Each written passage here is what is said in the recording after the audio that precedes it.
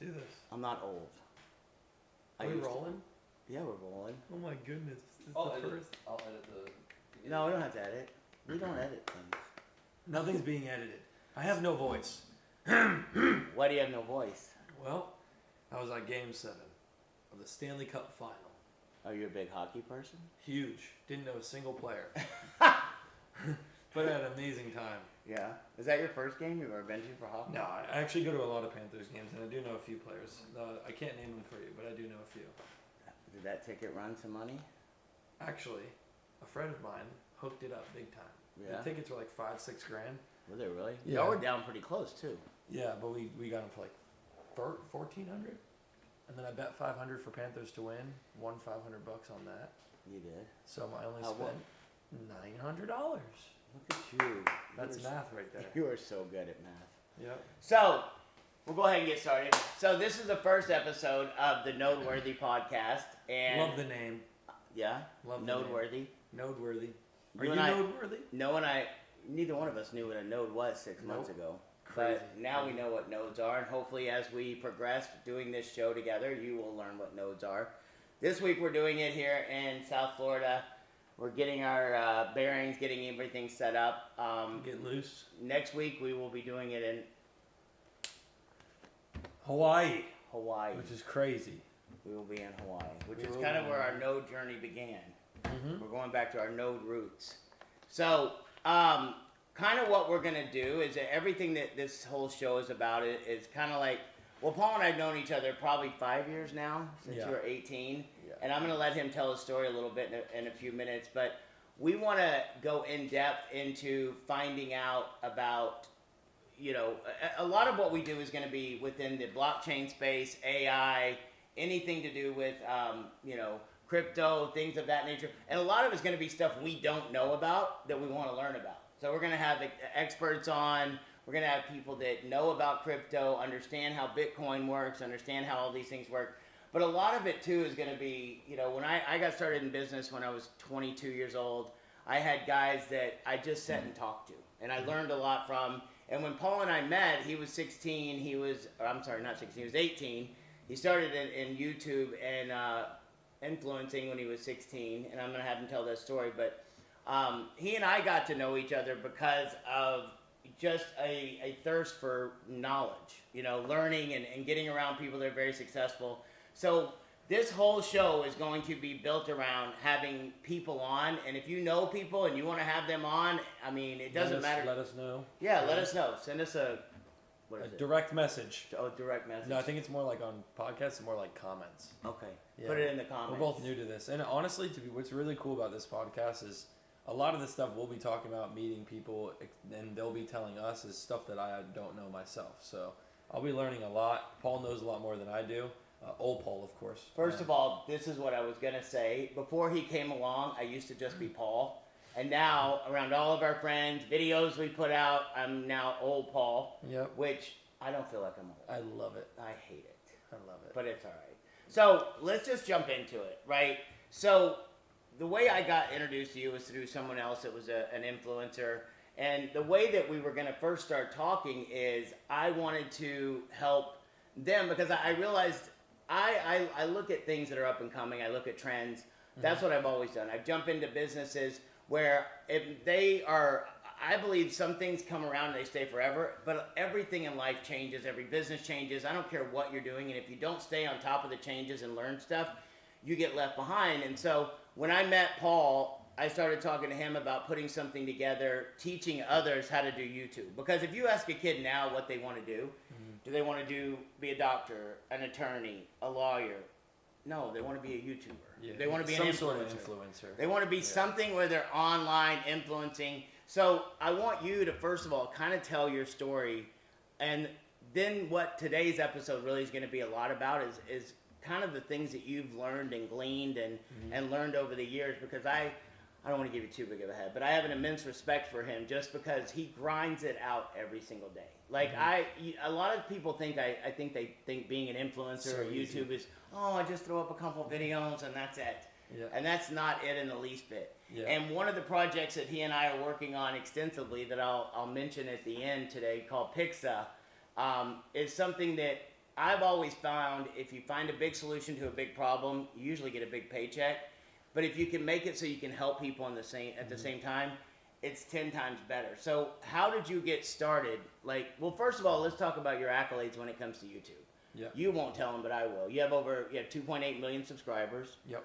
You have your videos get 300,000 to 400,000 views on average. About 2 to 350,000 on average. It's rough, but right. Yeah. And so you started this how? I was just a kid fishing every single day. I used to fish, and way back, this is like 2015 at the time, and I started an Instagram, and I started catching fish. And you did this on Instagram before YouTube? Instagram was the first thing I did. I started posting. This is a really detailed version. And I like it. Yeah, so I started catching fish, and I'd put them on Instagram. That grew me a slight Let me ask you this. Did you do it thinking you were going to make money off of it, or did you just do it to just do it? Money wasn't even in my head. Gotcha. Honestly, if I did it for the money, I would not be in the niche that I'm in, because there's not much money to be made, to be quite honest with you. So we'll get into the numbers in a little bit. It's crazy, but I started fishing. Fish pictures were going up on Instagram. It grew my audience. I had like 30,000 followers. I was in middle school. I think at the time, 16 years old, wherever that is grade wise, and I loved the Instagram. Like loved posting and all the whole 9 yards, and it grew me. And that was when it was brand new then? It was newer, yeah, and that's what kind of grew my I love the social media thing. And then I worked at a bait and tackle shop. I was making a couple $100 a month. I think like $400, $500 a month. And you were 16. 16. So you were what, a freshman? I go to school. Yep. I was Junior? At the time I was in 8th grade. I think. 8th grade? Yeah, I got held back twice. Yeah. I should have been held back. Not good in school. Horrible. See, we do have some things in common. Yeah. I was horrible. I failed Algebra 1 twice in high school. Mm-hmm. So I was in middle school. I think 8th grade at the time I started the Instagram stuff. I grew a little bit of a name on that with fishing. So people in the fishing industry, I went to ICAST, those events like that, and they would know who I am. A couple companies that I would start with, like 13 Fishing was one of the brands. It's crazy how now, we had a little malfunction in the back. We'll fix it. It's crazy how times have changed now, but yeah, it grew my audience there. That's what gave me the little bit of a boost. I was getting 1,000 likes a picture, so I was able to kind of be like, okay, let me sit back. I'm going to school. I'm then going to the bait and tackle shop. And by the time I get home, it's dark, and I have to film YouTube because that's what I want to do. And it's the only way I'll be able to monetize this hobby that I have, fishing. So you did start thinking, if I could find a way. At one point, because I didn't want to work anymore. Right. I didn't want to go to the bait and tackle shop as much as I loved Juneau Bait. Best place ever. Had a great boss. It was nothing to complain about. It wasn't. I needed to grow. I was a young kid getting older, and I truthfully just was thinking to myself, how can I monetize what I'm doing? So I took that, and I always loved money. Was YouTube and Instagram big on money then? Nothing. For anybody? Nothing.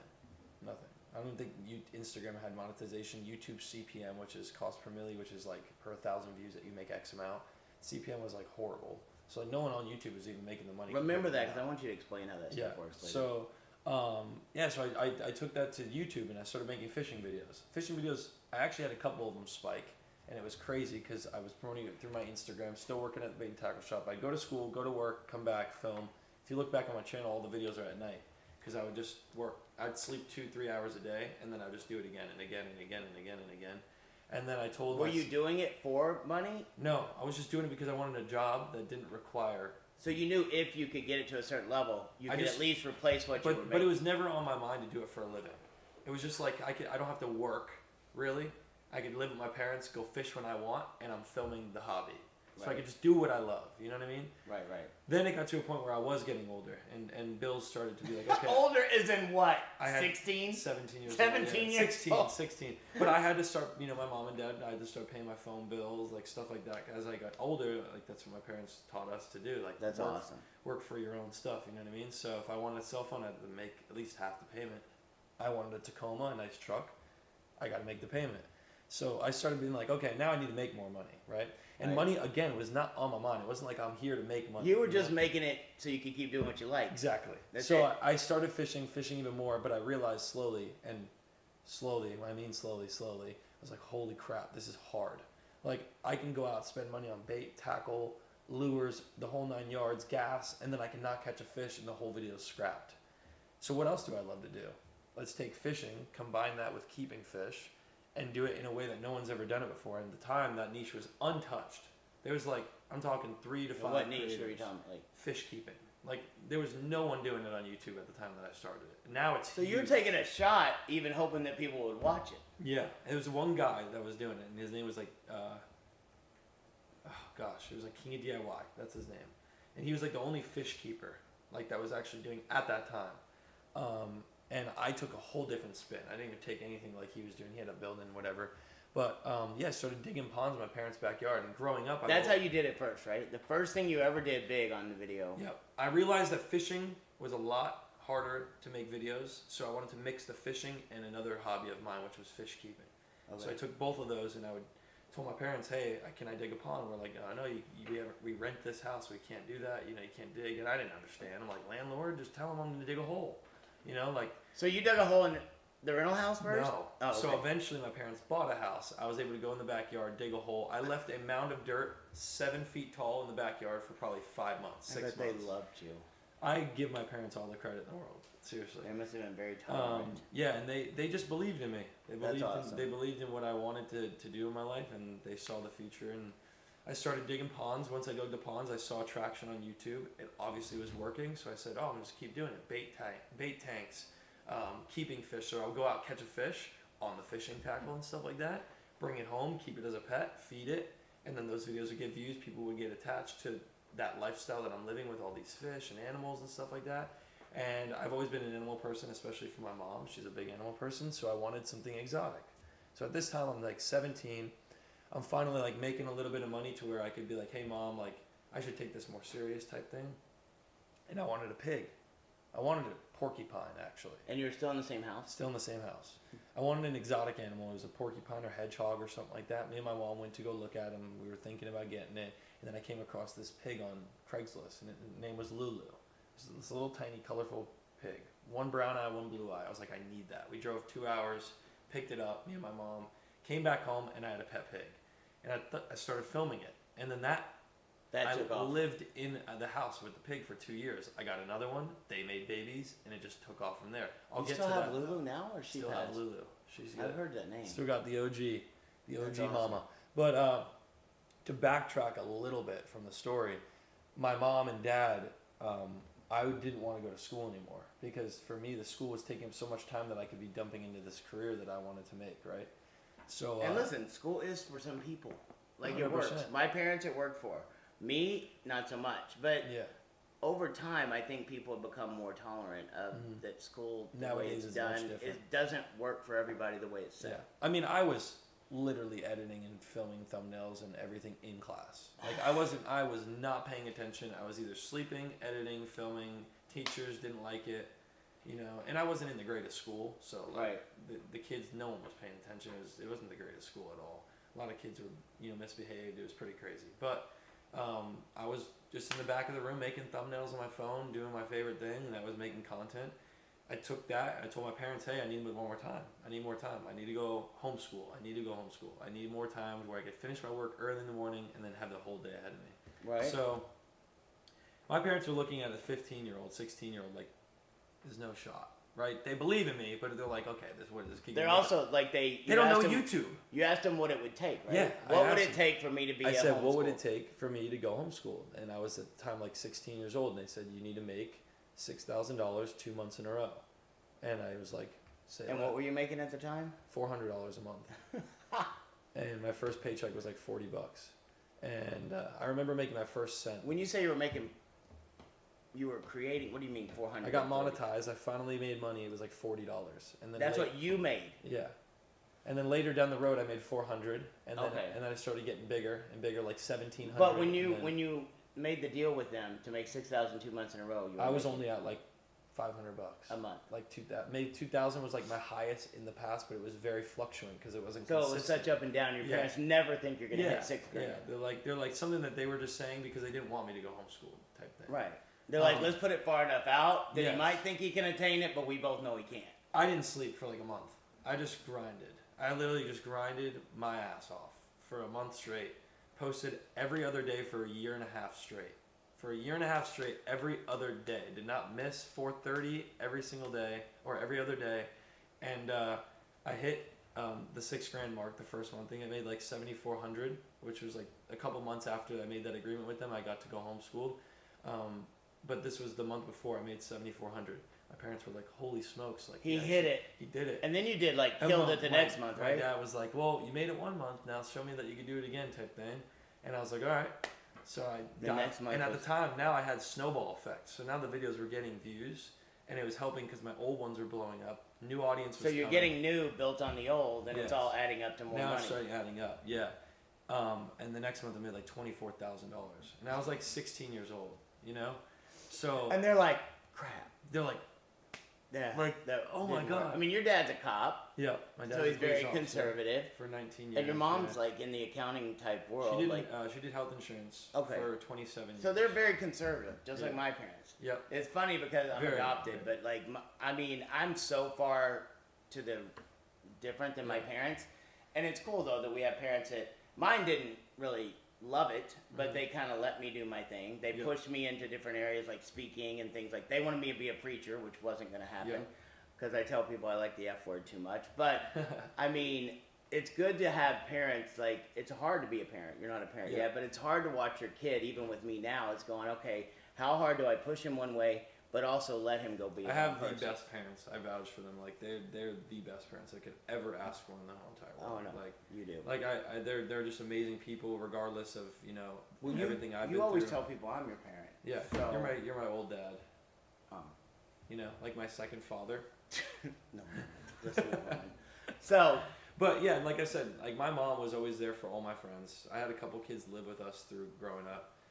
We made a garage room, and like I had probably 5 kids that either had problems with their family, etc., whatever the case may have been, and they always stayed with us. My parents were just great people, still are to this day. That's one of the most important things I think everyone needs to realize. Like sometimes when your parents probably were not rough on you, but they did hold you to a certain standard. Yeah, my dad was definitely. Because he's a cop. Yeah, he definitely set his standards. You were going to respect him. And my mom was the one that we all would run to.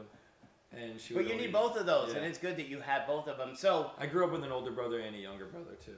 Oh, that's so it was cool. 3 boys, 2 years apart, and my parents did a great job with all of us. But absolutely. Back to the story, I took that $24,000 and I reinvested every dollar. Like every single time I made money to this day.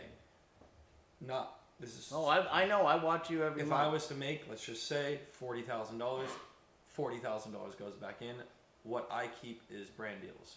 So brand deals I keep for my personal. So let's break it down on the business side of it. So now let's fast forward. You got 2.8 million subscribers. I will say, not to interrupt you, the only way to make YouTube work is to do that exact strategy. Mr. Beast does it. All these big creators do it. Take all their money that they get from at least advertising. 80% of what they're making on YouTube and just dumping it back in. Unless you make videos that don't require so much overhead. Right. My videos, I'm building $30,000. I mean, someone like we know, Post Malone, or some actors or vloggers, things of that nature. They can film their life, and it's not really like Joe Rogan. He has a studio. He put a lot of money probably into that, and he has some expenses. It's that one expense plus employees and stuff. Right, and flying people in and guests and things of that nature. But with yours, it's extremely money intensive. It's so volatile. But it's money intensive. Yeah. Like you've got to spend so much. You've got to. Does yours go up and down still? Oh, yeah. I'm not kidding you. A lot of the time, I spend more than I make. I would say good, and it's something I'm working on this year. Is like kind of budgeting my stuff behind the scenes. But for the last year, I have spent way more than I've made, and I just kind of catch up. Right.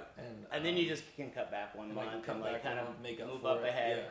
But like people see it and they're like, oh, this kid's like absolutely rich, like stupid loaded. Like it's not the case whatsoever. I mean, you get to the good thing that you do have going for you is I tell people, listen, just because even if you're bringing in well over $1 million a year, but even if you didn't make $1 million a year, but you get to live that lifestyle. Mm-hmm. Where you get to do what you want when you want. Like this is a Tuesday afternoon. I went to Game 7 last night. Yeah. I woke up at 12 o'clock in the afternoon. Right. And you decided you wanted to go to the Game 7 and probably win. The night before. Yeah. I mean, whenever you and I first started talking about doing something together, I mean, that's the thing I look at. Like you and I talked on a Thursday. I was in Nashville. On Monday, we're both in Puerto Rico together. Yeah, it is. It's a cool lifestyle, but that's what I strived for. Right. When I was a kid, that's all I cared for. All I wanted was the freedom of working for myself. That's all I ever wanted. And I would do anything in the world to do it and make that happen. So I just grinded for the 2 years, straight. I made that money. My parents let me go homeschooled. After I went homeschooled, I doubled that. So I then doubled that, and then reinvested all that into my backyard. Bought a house, 3-acre farm with that money that I made over the next year of doing that. And you just started building there. Building the craziest stuff. Yeah, I saw. I mean, I was like 18 years old at that time.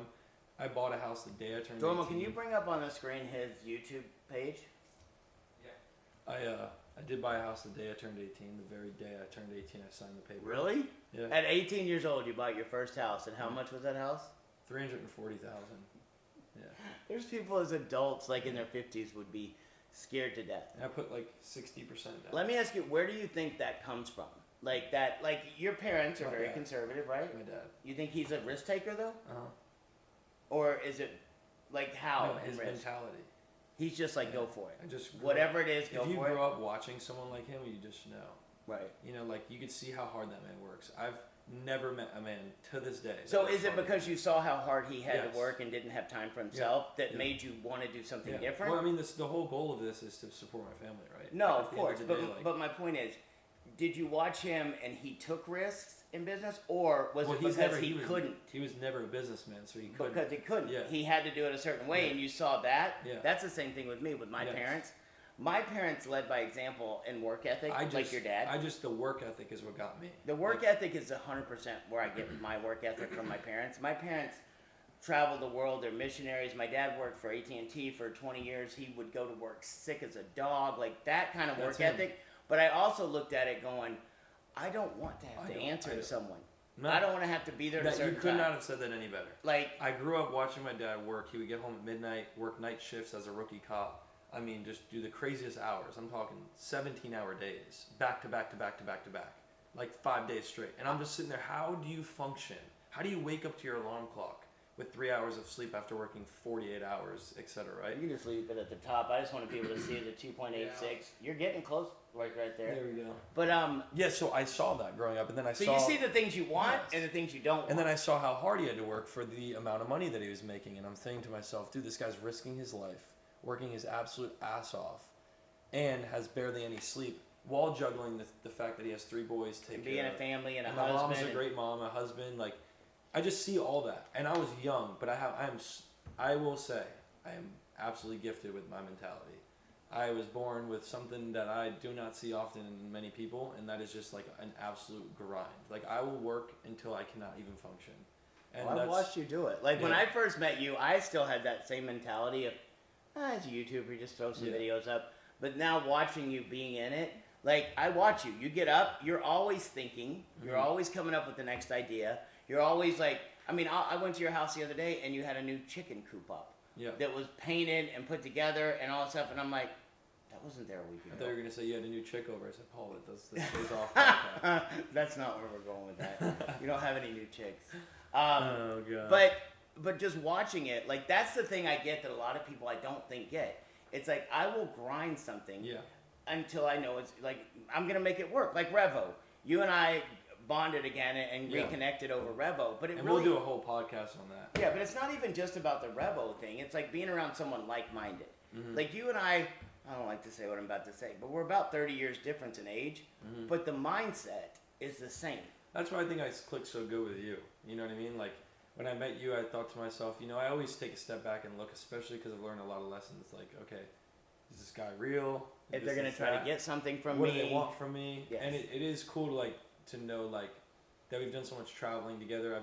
We both do each other favors, and there's no course. questions asked. You know what I mean? Like, right, I trust you as much as I trust someone in my own family, but a Mhm. lot of it honestly comes from the mindset part of it. 100%. Because I know what you've been through. Maybe not the same exact things, maybe not for the same length of time, Mhm. but like you put more into probably 4 years of your life than a lot of people Mhm. 20 years down Made the a road. lot of mistakes. Right, Like, a but you lot were of willing to mistakes. make those mistakes. I made a lot of mistakes. To just, you know, Like, what do you think that one of the biggest mistakes you've made business-wise when it comes to what you're doing is? not giving myself enough time to step back and look at something before investing in it. You just jump? I just jump. I'm like, oh, that's smart. That's cool. I have the money. Let's do it. But Yeah, I will I tell you don't- this. I A don't. lot of times people will, like, I understand what you're saying, but you're going to hit a lot more big time things than a lot of people. Because a lot of times, I mean, my mentor taught me successful people make quick decisions and stick with them. Average people take forever to make a decision, and then when they do make a decision, they change it 42 times. Yeah. With us, we're going to make mistakes when it comes to putting money into things. I've done that with relationships. Putting I was time going to say and effort friendships, relationships, business things. But we also are going to hit more because we take more chances. Mm-hmm. Like, you know, somebody that hits five, like if somebody that takes one chance on one business or one relationship and it goes bad and they never do it again, they're never going to get it. That's not an entrepreneur, though. No, but that's also not somebody that's just willing to live life. Yeah, I have it on my body. This is risk. And the dice are flipping. Oh, that's awesome. So like, I mean, you have to take risks. That's the only way in order to get where you want in life. But in our life, like you being the age you're at too, a lot of times with younger people, they don't encourage people to take risk anymore. Yeah. Right? Like, I always thought to myself, and you could probably say the same thing. I could start from square. You could take it all away from me right now. You take every bit of it away from me right now. Within 6 months to a year, I'd have everything back. I lost everything when I went through my divorce. Hunter was 10 years old, and I have a video that Hunter and I shot a little bit of this morning. Like, I had to completely start over. I would take Hunter to school at 6:30 in the morning so he could do the before care. I'd go out and start putting out flyers for our delivery business. I would then go talk to restaurants because I knew between this time and this time, restaurant owners would talk to me. Yeah. Then I would go do flyers while they're on their lunch rush. You just got the mentality. Then I'd make my kid go help me. Yeah. So he probably will call child labor on me at some point. But that honestly, when Hunter, he has a job, I've never heard somebody, like one of my proudest things with Hunter is when somebody tells me your kid works his ass off. Like that's not something that they watch. You know what I'm saying? You learn that from your parents. I learned that from my parents. 100%. And it becomes a habit, you know? And so fast forward now, like doing your business now, why is it hard? Like what's the thing that you love the most about it still? I will say this, and I've said this multiple times on different platforms, but if I didn't enjoy what I do, I would run as far as I can from it. Right. If that gives you any idea on how hard it is. So what part do you like the most? Like building stuff, animals? I love the community. Like I just love the community. Like I love the fact that I could post a video of something that I love, which is a big fish tank or something that me and my best friend Hector, my handyman, like the guy that I love, like just my homie, and like his crew, and like my little brother works for me, my mom works for me. Like it's like this big family group that's just doing something that's so cool and unique, right? Right. And then I post, and so many people watch.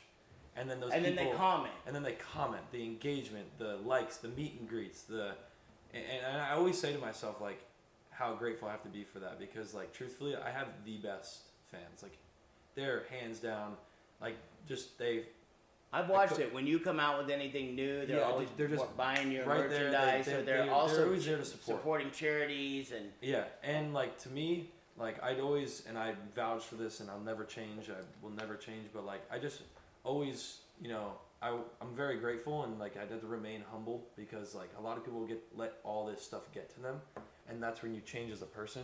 Right.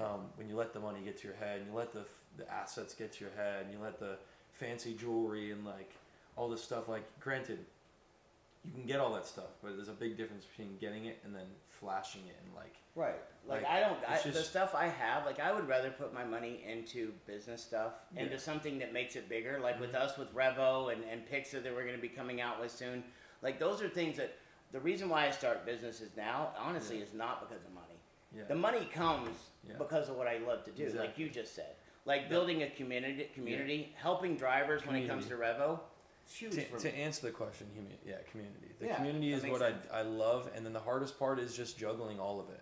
I mean, you have to think, at the end of the day, I have over 100 animals at the property. This is an acre and a quarter. There's over 100 animals if you include the fish and everything to maintain, feed, clean, maintain. Like, maintenance on a pond, just the water. Just to change the water in my 3 ponds every single month is $1,500. You have to do it every month. Every single month. Every other, if not every month. It's $1,500 a month.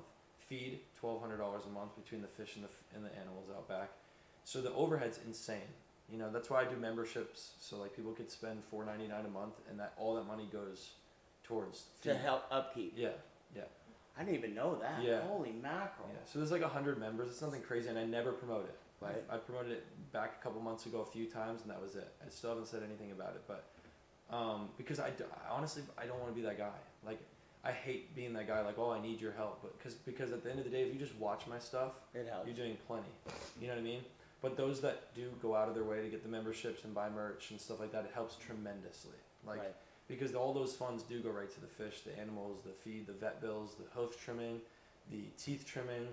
You know, like I've 16. And you have to pay staff to help with that stuff too. You have to pay people. I have three or four employees, three employees, that just work 5-6 days a week. You know what I mean? Jeez. So it's a lot of maintenance. And to be at the time, I was even doing that at 19, 20 when the business really got serious. And like I actually started doing numbers and keeping books right. And I learned a lot of lessons behind the scenes with CPAs and stuff. Like, you know, you learn It's a lot. funny, I tell you all the time, at 23 years old, you've been through more business situations. 100%. You could have a Harvard degree in business from your experience. Mm-hmm. Like, you know how to do it more. My mom was a big help. Right, but you also learn that skill. Yeah, Of finding people that are better at things than you are. Yeah. Like, I have people within our company, like, you know, Dormal's working with us. He's going to be helping us build this whole thing out with he's very analytical. I'm not. Yeah. You know, then I've got Evelyn. Evelyn runs certain things in the company I can't. James, he runs our development.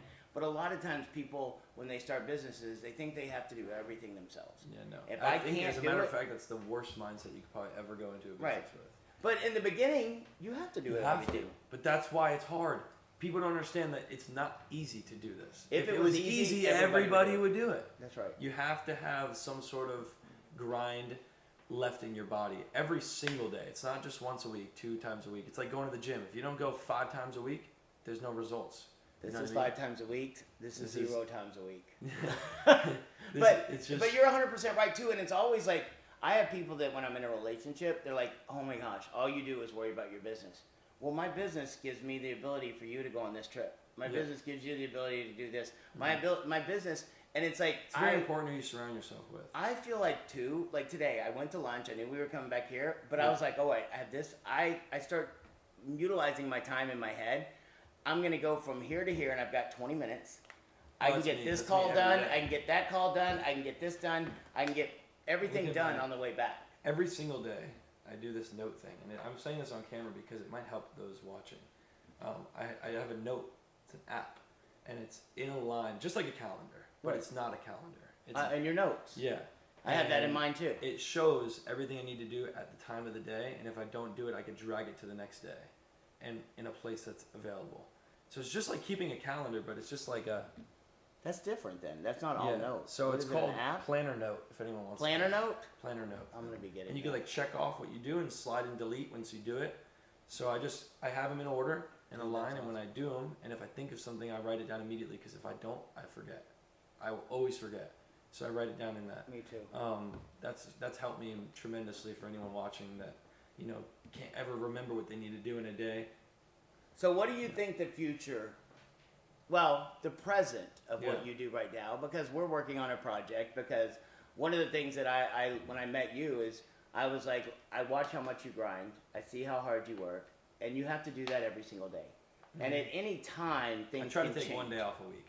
Yeah, but I mean, it may not be all at once either. No. You may take a half a day here, a Yeah. quarter of a day here. You may take 1 day and squash a bunch of more stuff in Yeah. quicker, so that we can leave for Hawaii for a week Yeah. or whatever it is. You know, so one of the reason why you and I became involved is because you do care about community. You do care about people. It was funny because I started the app for REVO about 5-6 months ago. I started working on it, put a bunch of money into it, got my developer involved. And then Paul, I was in Nashville, and Paul texted me and said, "Hey, I got this great idea." Because I respect everything he does. He respects what I do. And we don't always get to do stuff together, but we always knew we wanted to. Yeah. And so then I said, "What's up? I'm in Nashville." And he texted me and he said, "Hey, I got this idea. We should do an app." And I'm paraphrasing it, and I may make it seem funnier than what I actually did. I was in an Uber. Was that when you texted me? Yeah, I was in the Uber. So he's in an Uber, and he was paying like $100 and something bucks, right? $120 to get home from Fort Lauderdale Airport, and I asked the guy. I said, "Hey, out of curiosity, how much money do you get out of this $120?" And he said some crazy number. And I It was like in the 20s or 30s. It was like 35. It was $35 bucks. It was like I'm talking 25% of what it was, and I'm sitting there like, how is that even legal? And he was sitting there like, can you and he asked if you would cancel it. I did. Right. I'm not going to ever say the name, but I did cancel it and sell him the full amount. Yes, because that's the right thing to do. Yeah, and I sold him the full amount, and then I thought to myself, that's crazy. Then, another time, I Ubered back, and the same guy said it again. It was a different guy, but it was the same Uber. And I thought to myself, this is it, dude. I was like, I need to create this. So he texted me. Who can I call? So he texted me, and it was funny because he's like, listen, I've got this great idea to build an app, kind of like Uber or Lyft, but a different business model. And I texted back. I may not have texted this back, but this is what I wanted to text back. Oh, really? That's a great idea. I never thought about that. And then he goes, really? And I said, yeah, here's the app. And I know I sent you the app. Yeah. And he was like, are you kidding me? You already done it. So then I got on the phone with him, and I said, listen, we're getting into some stuff that I don't even understand yet, like blockchain technology, utilizing community, utilizing rewards, building a worldwide community. And I said, I caught him on the phone and I said, listen, I'm in Nashville, but on Monday, I'm coming back in a day or so. And then on Monday, I'm going to Puerto Rico to meet with Tony and some of the other guys. And he had already known Tony. We had talked to him a couple of times. He knew how successful he was. And we got down there, and because of Tony's respect for you, and because of my respect, I mean, Tony put him up in the Ritz-Carlton. Yeah, it wasn't a bad trip, I'll just tell you right now. Not the same. It wasn't like he had to suffer to come down there and see things. But he got to come down there and see a bigger vision, you know. It's like when you're busy and you're grinding, a lot of times your vision's like this. But I feel like you tested me a little bit. I did? Yeah, because when you said you had this app, you were like, oh, I have this app, but I'll be in Puerto Rico for it. And you never said to come. But I like inserted myself. Did you? Yes. Oh, I thought I asked you to go. No. I said I'm going to Puerto Rico. You should. I think I said maybe you should come down and meet with Tony. Maybe you should come, and then I was like, oh yeah, totally. And I think you said just book a flight. Yeah, you go. Yeah. You go. Send me your flight, and I go. All right. And you didn't think I was gonna do it. I didn't know, but I told Tony. I go. Paul's coming, and I like it when I stay at Tony's house. I have my own room. I thought it was like a test. I was like, I'm down. I'll buy the flight. It wasn't a test, but like it worked. I mean, and so you came down there. We saw the whole program, and it wasn't even just about REVO. It's about when you talk about community. Yeah. That's what I believe the biggest thing is. Like I've never been able to do anything by myself. Yeah, I've had good REVO ideas. Is huge. I've had good ideas. I can come up with things, but without the team in place, like, and you were a big piece of that puzzle. Like, we've done some cool videos. Amazing. We're gonna do more amazing much videos. More to come. And the biggest thing too is like that also fed into other ideas. Yeah. Because being able to help drivers make more money, clients pay less, and drivers we build a can community. Recruit other drivers. Yeah, you can do all these different things, and we're even working on some tweaks that I got to talk to Tony in about an hour about to be able to pay out more to those recruiting and bringing people in. But when we started talking about that, and the more I got to understand how hard you work, and I know if it's you that are doing it, there's probably how many more of you, right? Like other people. There's plenty of people like us out there. But I'm talking about in the YouTube world, in the influencer world. I would say a good portion of anyone that's successful on YouTube is exactly like me. Right. But they're also not. They're having to grind. They're having to put all this money into it. They're having to kill themselves. So. I mean, I don't think you would ever phone it in, but I'm sure there's things that you would like to do that you're like, man, I'm so beat. Yeah. I'm tired. I would love to do this project, but I got a budget because of this. Yep. Like when you say Mr. Beast, like I hear, and I've heard him say before, he takes every bit of money and puts it right back into it. I told you. Yeah, it's the same exact He doesn't make any money. He just lives this lifestyle because he loves it. And I'm not saying that's not bad, but... That's exactly what I do. And 30 years from now, you don't want to look back. Well, that's why I got into real estate. And make all these, but even real estate, like but that'll always come back to me. It's always good, but I'm just saying, like whenever we decided to start thinking about something different, I put a bunch of money into this other project. We have our developer working on this Pixar project, and not because we think we're going to get wealthy out of it, because I want to build something that my biggest, I guess, payment comes from when people come up to me and go, "Hey, you're a mentor to me. You know, you've helped me, taught me a lot. You've helped change my life." In some way or fashion, whether it's monetarily or you got out of a bad relationship. It's fun for me now at 53, not being around you because I get called old all the time, but being around someone like you that I get to watch you become like better and better and better and better and better. And not even that, like just I don't take people around some of my really good contacts because I'm nervous. Like, I'm scared to death. But with you, I was like, man, I'll take him around Tony. I took you around a guy that's worth a couple $1 billion. Then we got on a flight, went out to Hawaii, around a whole bunch of more people. Yeah. And it's like, which I'm extremely grateful for. No, I understand. I that is one thing I will say, like, to be surrounded by people like that is a different feeling. Being in a room like we were in Hawaii, it was incredible. There's not a person in that room that doesn't make six figures on a yearly and sometimes on a monthly basis. Yeah. And but you get around people that are real. They're just so real. The energy in that room was so real. You could tell that anyone in that room you could trust. Right. And it's like they aren't doing things because of money. Like I told a guy the other day when I met with him, he goes, like, they've made it already. I don't do any business where I start out with the end goal of making this amount of money. Yeah. I set out going, okay, what problem can I solve? Who can I help? And like with this Noteworthy podcast, like that's one of the things we're gonna do is bring people on, you know, and teach people how to network. Networking is the most important part of any aspect of life. Without networking, you and I wouldn't be sitting here. Yeah. We had a tanning salon who had a girl work in the tanning salon who had a brother that was an influencer who introduced me to you.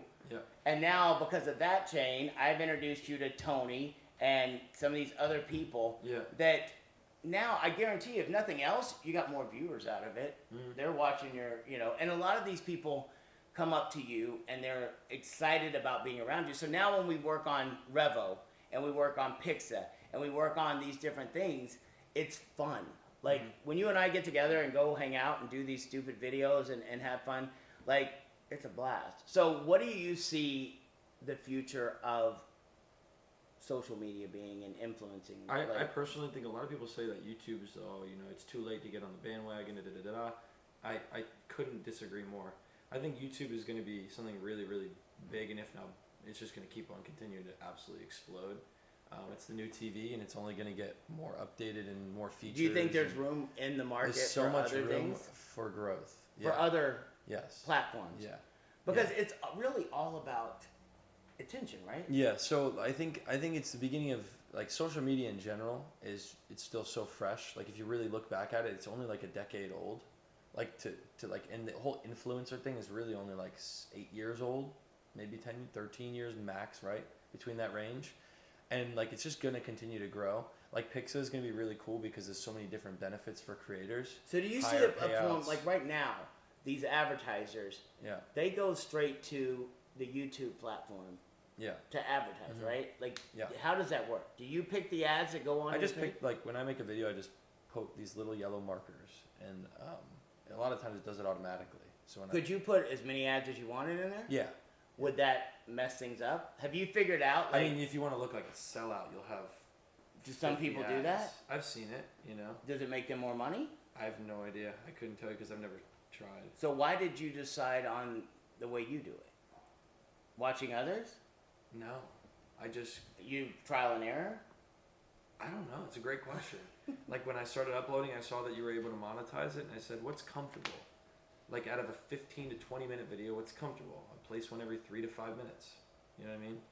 And then it's like reasonable to watch as a 13-second ad that you could skip plays every 3 to 5 minutes. Sometimes 2 every 5 minutes. That's cool that you just kind of had a feel. Yeah, I just fell for it. I don't know. But do you ever watch other? You know what? You probably got that feel because you probably watch other videos. Yeah, and you just like, subconsciously put that in there. there. Maybe. That's cool. It's another way of learning. Yeah, exactly. So the videos now. The way I look at my content is it's gonna. From a main channel, I'm just gonna continue to do exactly what I'm doing. Build out the property, create the most epic little mini resort, and just have everything I've ever wanted on one property, and share that life with the world. You know what I mean? And people have so far loved it. I'm gonna continue to do exactly that, and I have. People sometimes ask me, how the heck do you come up with ideas? It's a great question, but it comes naturally. But when you're excited about something, I am. Ideas just come. Hundreds of videos. Like whenever you and I put one of these little dumb videos together that we've made lately, it's like I'll have an idea, then you and I play off each other, and then you know how to edit things to make it look. Yeah, that's huge too. Phenomenal. Yeah, editing is very important. Like I would tell, like I know edit all my stuff. People are coming out with AI editing and all these different things.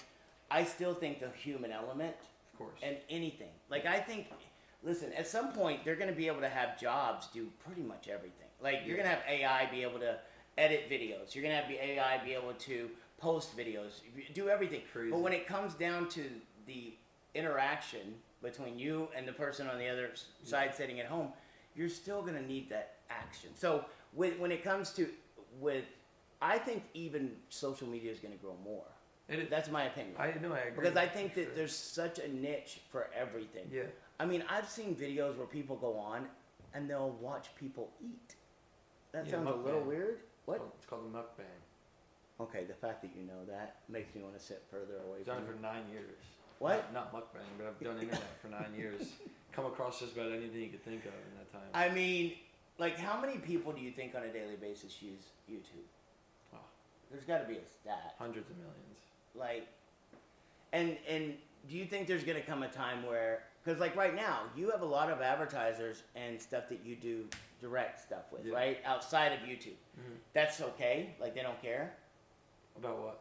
Like, YouTube doesn't get mad that you've got... Because they understand. Right. Like, they've got to understand that. Like, how much they don't pay. They give us 55%, I think 55%. So I think they take that 45%. That's what they tell you they give you. Yeah. I mean, who knows? Who knows? You really don't know, and I'm not. I mean, I am dogging them because I don't. Yeah. I don't have anything I can lose. But yeah. So it's like they tell you what they're paying you. Yeah. And that's one of the reasons why, with what we're putting together, our goal is to pay more. You know, and also reward people that are sitting at home watching videos. Like right now, is there any kind of reward system? It'll be very cool. We're working on outside of with what you do with your people. A lot of the reward comes from their interaction with you. Yeah. You know, they love watching you live your life, and like you said, you really do actually care about the community. I'm sure you've had people that have watched you for years that you maybe I get comments built a all the time. Like I get comments all the time. It's actually one of the coolest things. Like, and granted, there's a lot of comments that come through. So when I pop on my phone, I'll answer as like probably I'll sit there for 10, 15 minutes and just answer a bunch. When I post a video, I'll sit there for the first hour or whatever, answer a bunch. But the comments are crazy. Like, oh, I've watched you when you first started fishing for the last 7 years of my life. I have a you kid. and I were in Hawaii that first trip. We went into a store and we were buying a shirt, and all of a sudden this kid behind the counter goes, very, very shy, very quiet. I think his mom or the person running the store said he loves your videos or something like that. Yep. And Paul went right into, like, I saw not different side, not a better side even, but just you lit up because it was somebody that you got to interact with in person that watched your videos from 8 hours away. I mean, however far away. 14 hours. Yeah. Is that really what it is? That's thousands of miles away. Yeah. But you had that connection. There's people all over the world. But and so going forward, like, I believe that even more so, if we can. And I think some of these other things are going to have to change. They're going to have to become different. So the reward, like, they don't get anything out of watching your channel except watching your channel. Yeah. Like, if we could build a community around based on, you know, maybe they can get paid a little bit of money.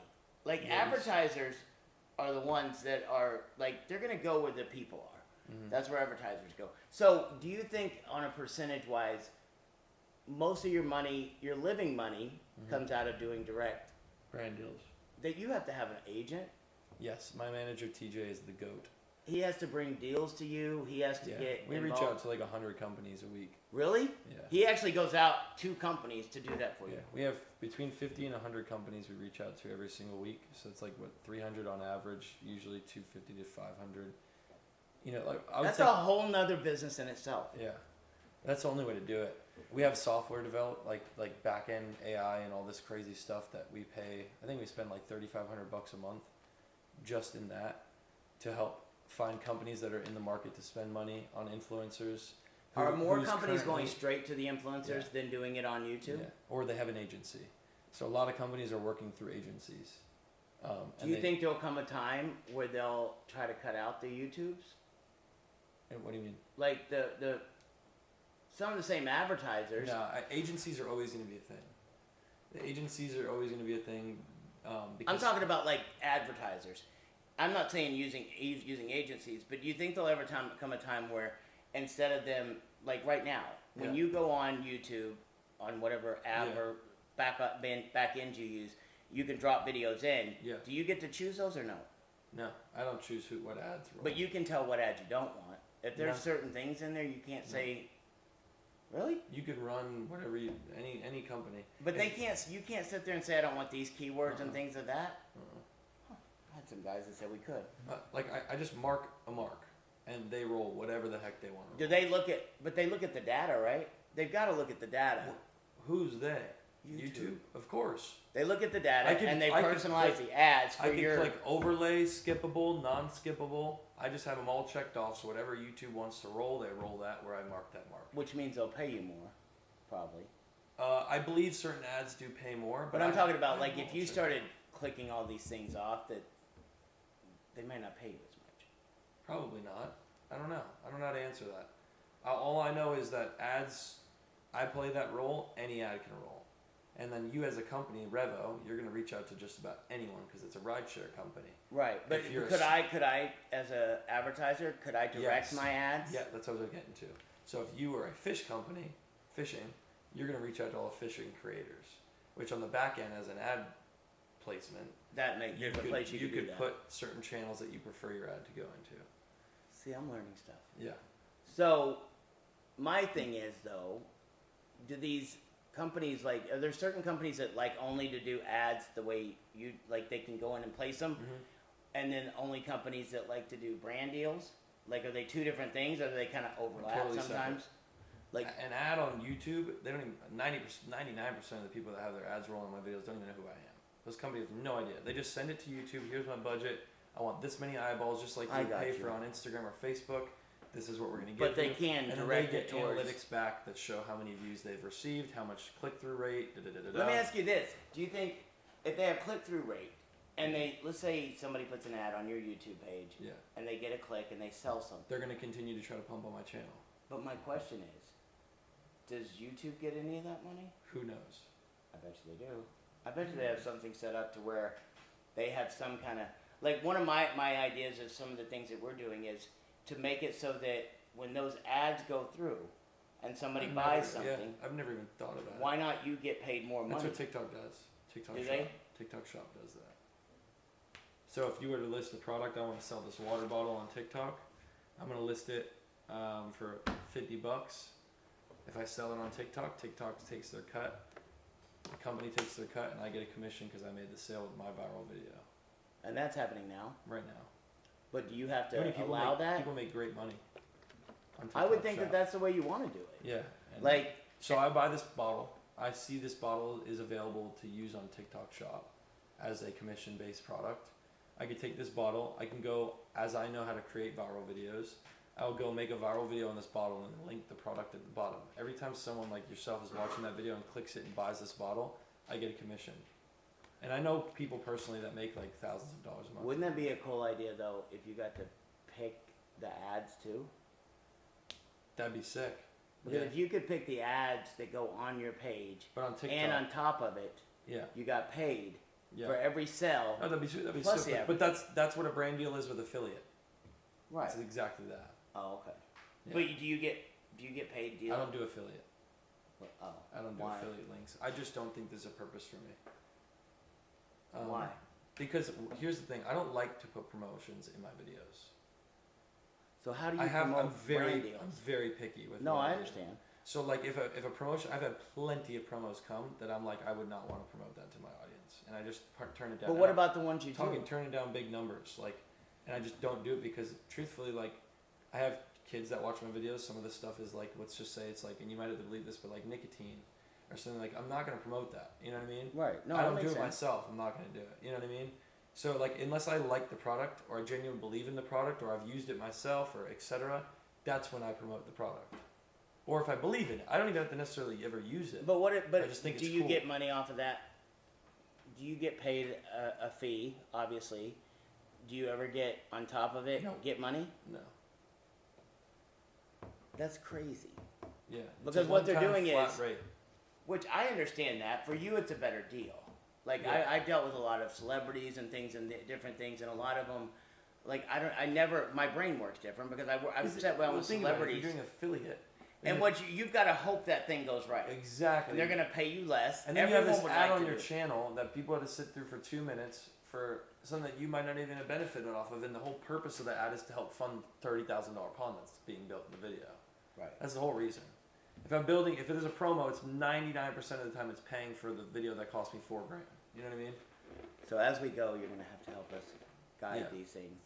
And hopefully you watching have learned something, because that's dumping knowledge. Like, no, me and you together is very knowledgeable, and I love sharing it with the world, because someone that's watching it isn't familiar with any of this can now learn and take that TikTok That's one of the things that all this crazy stuff. Go make some money. That's one of the reasons he and I connected in the first place, because I was like, listen, everyone wants to be a YouTuber. Let's put together a program where you can teach other people how to do it, and we can benefit from it financially, because kids will pay for that. But like, I think this is an even better form to do it, because now it's like, find what you love. Like the formula. What do you think the true formula of being successful is on influencing? No matter what, if you're an influencer, the only way to be successful is not money. Does not matter. I promise you. It's you'll have more stress than benefit when it comes to the money. You have to love and enjoy what you do. Have to do it, and that goes for pretty much everything in life, right? Like, I truthfully love what I do. I love my people that watch my videos, the Cuffaros. I love the property I have. I love the family that works for me. Of course, I got my family, TJ, that works for me. Like, everybody, I love everything that I have around me, and that does. And what you do is you push me every day. You find a way to get rid of the things in it you don't like. Exactly. Like, that takes years. Editing, sometimes you can find someone. Just hired an editor last month. Right, and you said this person's great, but it took you a long time to find that. And 8 then years. you take steps forward, steps back. But if you don't ever start, like, that's one of the things that makes me happy about the way you do things, is sometimes you just gotta start. Like, you may fail on 4 different things. I hired 4 different editors. Right, and you failed, but you just went back to doing it yourself, and then you found another one. You go, okay, let me see if this works. Let me see if this works. If I had $1 for all the businesses I had fail, I'd be rich, because I've had or ideas that didn't go anywhere. I mean, one of my first ideas out of business was, I was like, oh, I'm going to start a seminar company. I called it Grey Wolf Seminars. The only 2 people I had selling my seminars were my ex-wife and my ex-brother-in-law. We had like 8 people show up to my first seminar, and I'm like, well, that was short-lived. But I wasn't ready at that point. Yeah. That's what I always wanted to do. I wanted to influence people. I wanted to motivate people, but it had to be within a certain thing. Yep. And now I've learned I have to do, like, I'm not a Tony Robbins. I'm not going to go out and just people are going to flock to come see me. I need to be able to build successful businesses that benefit people, so then I can help them in other areas when it comes to motivation, when it comes to You do have great speeches, man. I've learned a lot from watching you. Well, I appreciate it. Yeah, like, I was always stage fright. It's crazy, because I could talk to a camera. This is my camera, actually. I could talk to this thing, and it could be 1 million people at the end of the day. I don't know how viral the video will go, right? And it doesn't bother me at all. I'll talk to that in front of the whole entire airport. Right. But when I get in front of the stage, it was funny when I first said, I fold like a cheap lawn chair. I asked you, like, how much speaking have you done? Let's do some events. And you're like, man, I get scared to death in front of people. But it's funny, though, because then you start getting around us. Yeah. And like, we went to Hawaii. Yeah. When we went to Hawaii, I did so good. I told him, I said, you don't have to talk. I'll get up there. I'll do that part of it. You did the video. It's phenomenal. I sat down, and he goes, I want to say something. And he just went, and it was like almost something flipped in your head that you go, oh, I could do this too. Yeah. But it's also, you've been around Tony and I a lot. I'm telling you, been around people that can speak well. I sat there for weeks just watching you guys do it, and I'm like, how? And then you start something in your brain goes, they're just talking. Yeah. They're just running their mouths. I already do that in front of my camera. Just be comfortable. Got to push the camera down. Comfortability is everything. Right. The second you're comfortable up there and you realize that all these people are thinking exactly what you think, you're just teaching them and actually probably helping the audience. I went to Aquashello. We had a great conversation. I did. You did on stage there? 45 minutes on stage. I thought, he told me I had to be on that stage for 45 minutes. Your butt? My freaking, I was like, oh my God. All right, I got this. I stood on that stage the second I got on it. I was like, boom, this is easy. I'm good. And now you're going, why did I worry about that? I stayed up for like an hour. I stayed up longer than they wanted. They're trying to get you to come down. Yeah, I love it. Like, once you're in it, you're in it. And at the end of the day, I guess what we can get from this podcast is be good and good things will happen. And listen, just do it. We're going to start. This is what I love to do. You and I have these type of conversations when we're just hanging out. Yeah. This is what I want. Like, I want people to have real conversations where they flow. Are even here. Hey guys. So they flow. And then we're going to bring, if you want certain aspects of business, certain aspects, if you want to know stuff, the next thing we're probably going to do is when we go to Hawaii, I want to sit down with somebody that will be there has really been big into this node world that you and I are going to his daughter's wedding. So hopefully we'll be able to get with him. But we want to be on the cutting edge of things. Like I want to know about, if you have anybody that you know that's in crypto, it doesn't even have to be very successful, but is knowledgeable about it, we want to talk to them. We can bring them up on the screen. We can do different things with them. But we want to start bringing to the forefront technology, people that understand these things that we don't. Because the great thing is we can ask the dumb questions, because I don't feel like I'm the smartest person in the world, but I will tell you I'm not afraid to ask questions.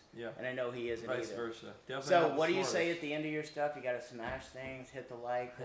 I don't know what platforms this goes on. What is this? Where are we gonna well, shoot it's going to for? go on Pig Stuff for sure, but So, YouTube. Hey, leave a like, comment down below who you want to see on the show next.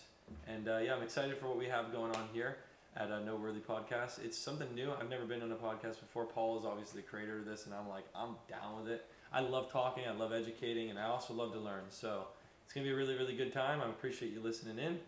Like I said, tune into the next one. Let us know in the comments who you want to see. Smash the like, and we'll see you in the next one. And make every day noteworthy. Yeah, that's a good ending right there. Make every day noteworthy.